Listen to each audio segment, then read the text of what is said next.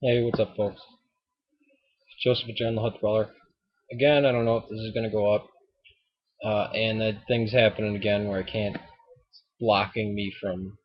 It's my own computer, I know it has to be. I pull up messages and just blank. There's nothing there. Sometimes it does that, and it's got this loading sign. I don't know what's going on with it. But I want to talk to you about reading the Bible. I just watched something on Fulton J. Sheen. And he references David, and I liked it because reading the Bible has less to do with the Bible than it does with you. It's how somebody reads the Bible. I can remember I would read the Psalms. I would read completely through Psalms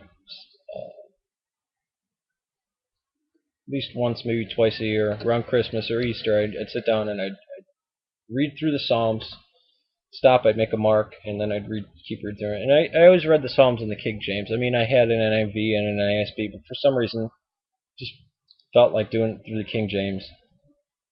And the King James, by the way, there's a modified form of the King James that we use in Orthodox services.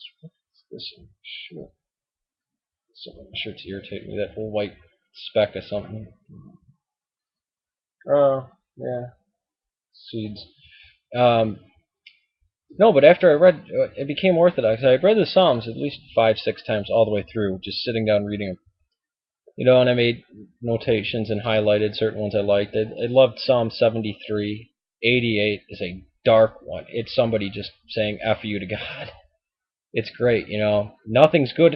All these people, oh, this is great. This is somebody who's suffering, his suffering is not relieved, but still yet says God is great. He says God is great, and then it's just a long like damn it. I mean, it's really a cool song. Of course, 100 and 23 are always good. 103 is fantastic.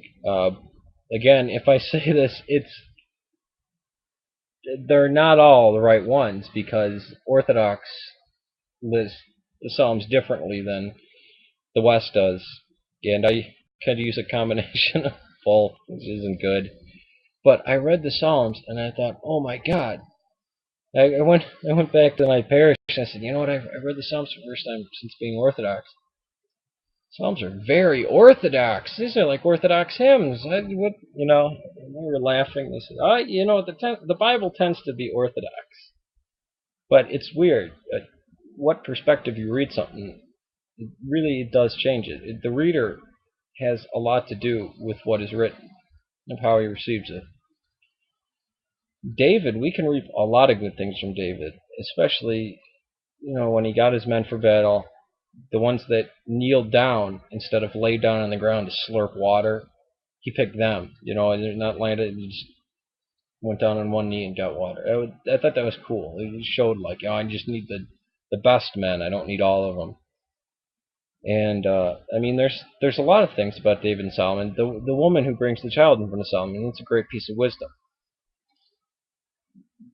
There is something different. There are people, I am one of them, who can look and see the beauty and truth in the Bible. And then we can go back and look at the facts. And then we can do it historically. And you have different outcomes for things.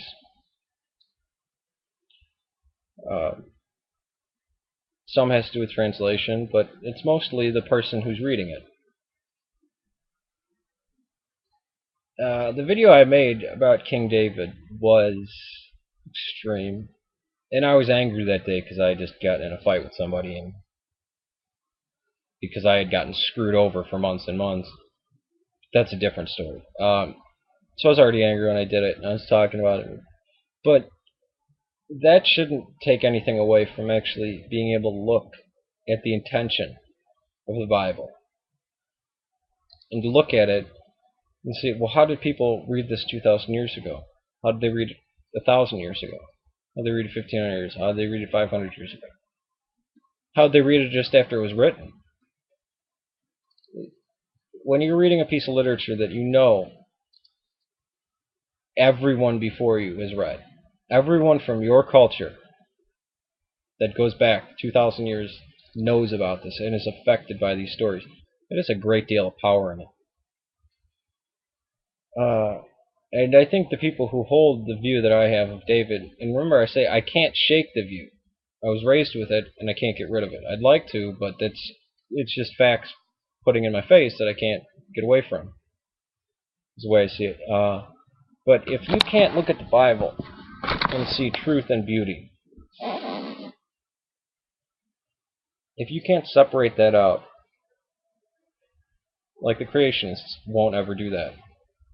You can't say, "Oh, this might be allegory, might be literal.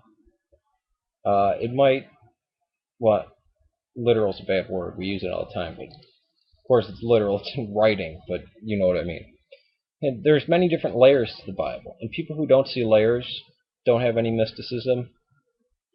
It's a pretty bad state to be in, and many atheists are in that state, and many Christians, unfortunately, are too. That's where we get creationism from. Is somebody reading the Bible and saying, "No, it's 100%. There's no leeway," and just sticking with that.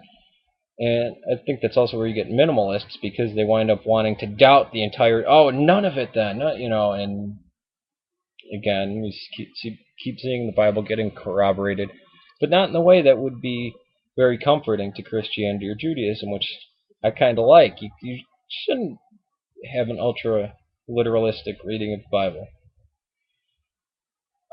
But I can have respect for the stories and people who view those saints as honorable, or those people who view them as saints. I don't have a problem with that. I was expressing an opinion. And I'll get to all your messages later. I probably got hate mail from a bunch of people. Surprisingly, when I could use my computer, nobody took it as offensive. They said, I disagree, or they'd argue with me, or they'd say, yeah, I agree. And there wasn't any hate message, which I was really happy about. I think I finally weeded all those people out. Didn't really come on here anymore, because I used to not want to block anybody. I wouldn't block anybody. I just, it's a free thing. Everybody's got to have their say. Everybody's got to have their say. And then I realized, well, not everybody's opinion is equal. If you're just so full of hate or you're uneducated, you shouldn't be bossing people around. You shouldn't boss anybody around anyways. But yeah, the Bible, we do have to look at it in different light. People who view Genesis the same way they view the Gospels, there's something really deficient in their Christianity. They're missing a lot. And I feel bad for them. I don't hate them.